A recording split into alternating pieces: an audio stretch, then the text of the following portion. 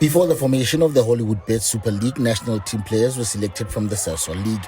It has been an instrumental part of development of women's football in the country.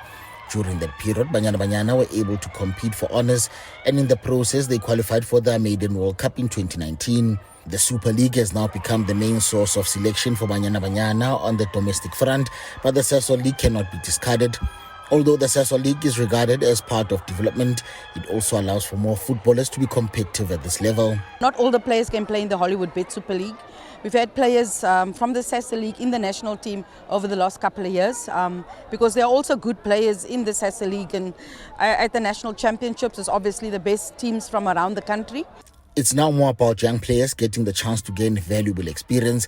There are teams at the playoffs that have players who are as young as 13 years of age.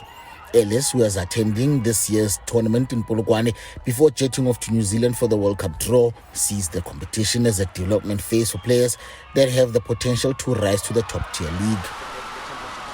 Look, it's always good to come here and test yourselves, and it's always good to see, the progress and the growth of the players playing, not only players that are playing in our senior teams, but also in our youth teams, because you want to see the growth and you want to see how they come up against the much more older players, the much more experienced teams. And for us, that is really important because you want to see how they measure themselves up against the more experienced players. Meanwhile, Ellis is expecting a tough World Cup draw that will take place in Auckland on Saturday, but she also hopes it will be kind to Banyana Banyana compared to the 2019 edition. She was confident that her side now knows what to expect at the tournament after the 3 recent international friendlies against Brazil and Australia. Look, if we can get a better draw than 2019, we'll be really happy. But when you look at the pots, it's really, really tough teams. We can only plan and prepare after the draw and see how we need to prepare going forward.